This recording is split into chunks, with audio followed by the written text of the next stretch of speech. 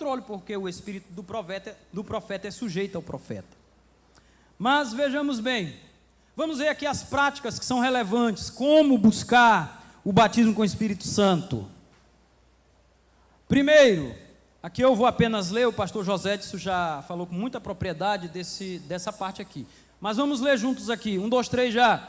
O batismo com o Espírito Santo é para aqueles que já nasceram de novo.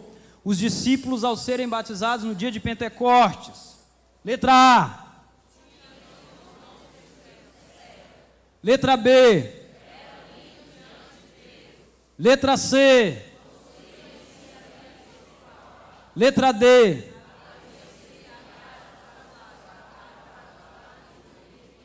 Então, batismo com o Espírito Santo é para salvos, que foram regenerados. Vamos mais para frente aqui. Segundo, como buscar o batismo com o Espírito Santo? Leia lá o 2. Crendo na promessa divina do batismo. O batismo é chamado a promessa do Pai. Então, irmãos, além de ser salvo, que é um princípio, né? Não é uma prática em si, mas é um princípio. Mas além de ser salvo, o crente deve crer no batismo com o Espírito Santo.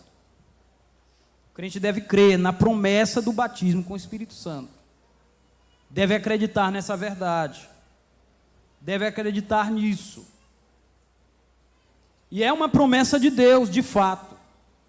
É uma promessa bíblica porque está registrada nas Sagradas Escrituras. Joel fala de maneira muito correta.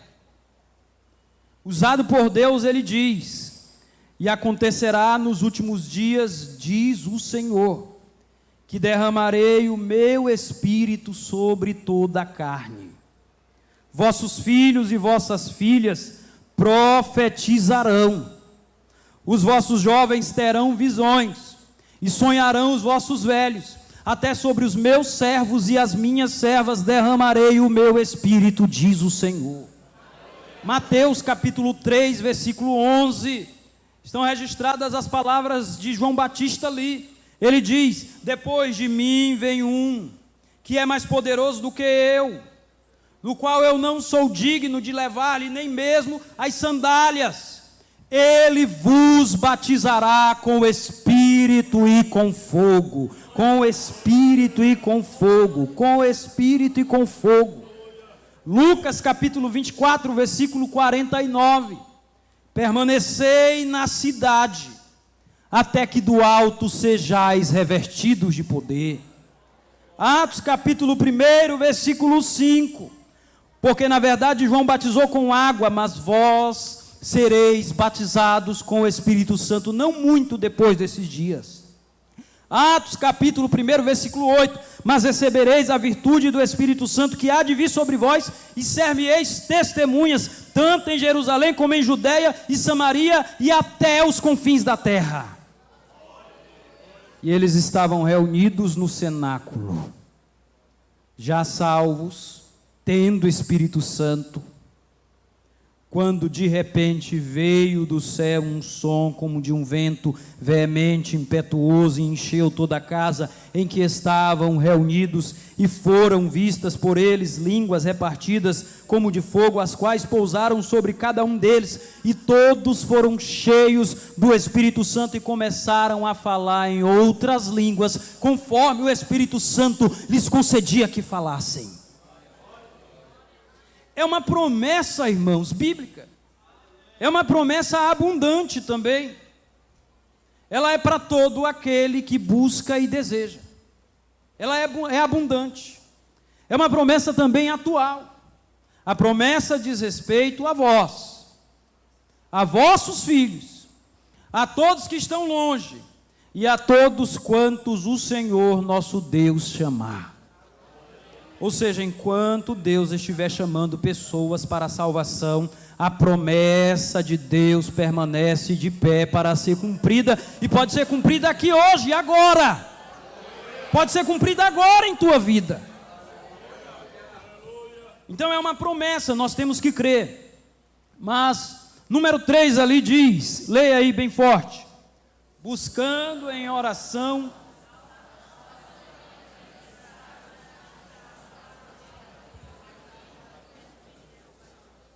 Então, irmão, é necessário ter uma vida de oração. É necessário ter tempo de oração. É necessário buscar a Deus em oração. Pastor, mas eu já fiz tantas campanhas de oração. Mas no que concerne a oração, Jesus nos manda orarmos sem desfalecer. E contou-lhes uma parábola sobre o dever de orar sempre, nunca e nunca desfalecer. Então nós somos chamados por Deus a orarmos pedindo as dádivas de Deus, as bênçãos de Deus incessantemente.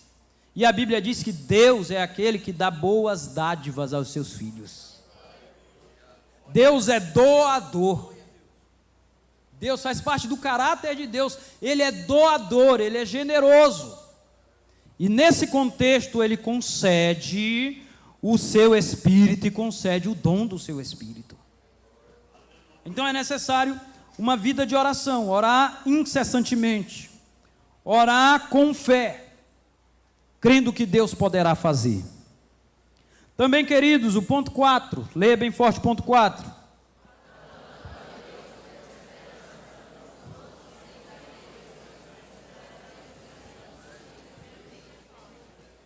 Então o texto de Lucas, capítulo 24, está ali a referência, 51 e 52, fala que eles tinham essa prática. Lucas 24, 51 e 52, eu vou ler aqui para você.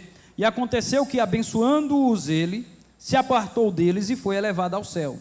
E adorando eles, tornaram com grande júbilo para Jerusalém.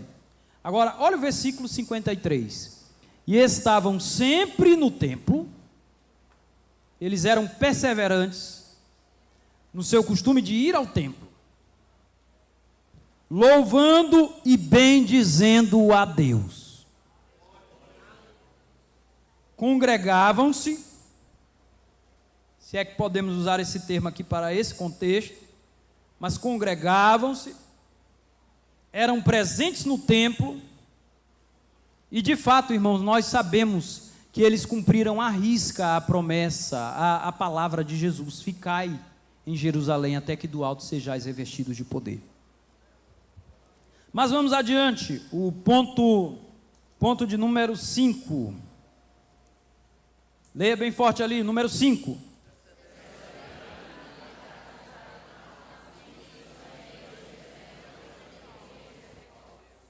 Então, Atos 1 e 14, diz que eles perseveravam unânimes em oração.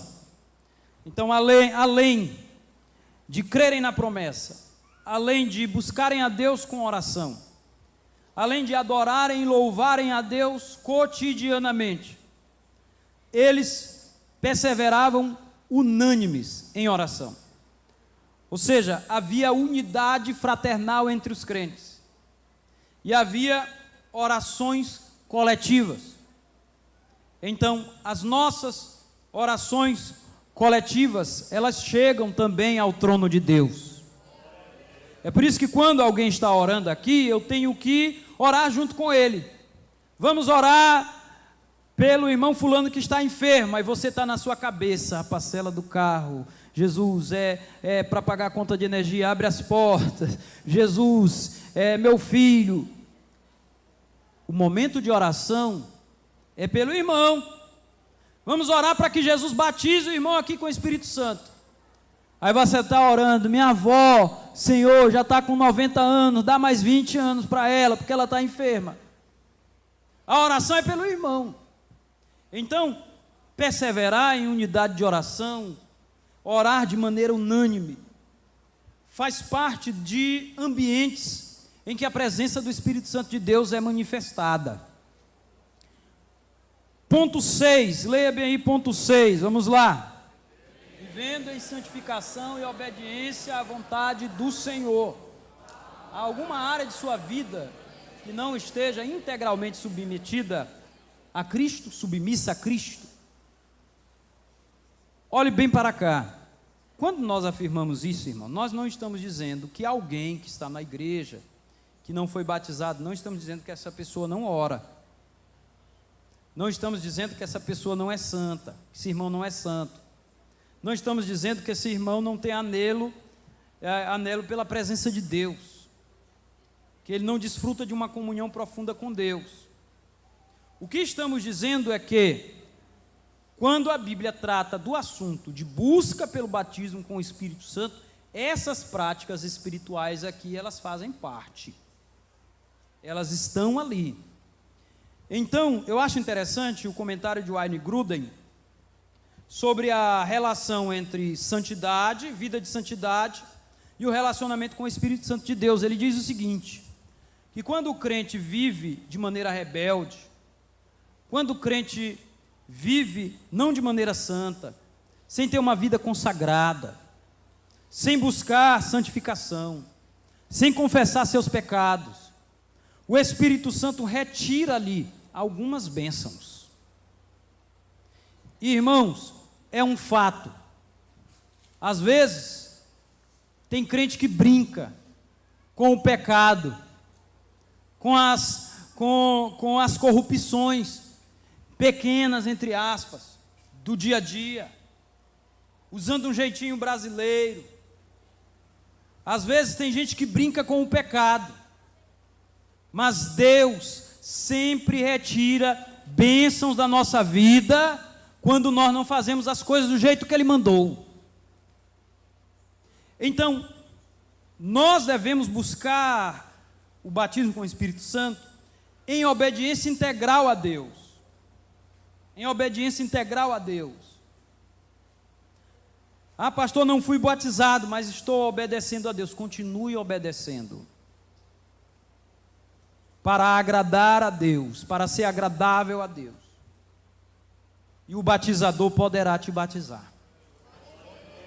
Agora, olha, um exemplo sobre alguém que perdeu bênção, uma bênção de Deus, porque não obedeceu a Deus integralmente. Moisés. O que Deus falou para Moisés fazer com a rocha? O que Deus disse para ele? Falar. Moisés fala. O que Moisés fez? Zangado, deu uma pancada na rocha, a água saiu, irmãos, o povo foi abençoado, mas o que Moisés perdeu? O que Moisés perdeu?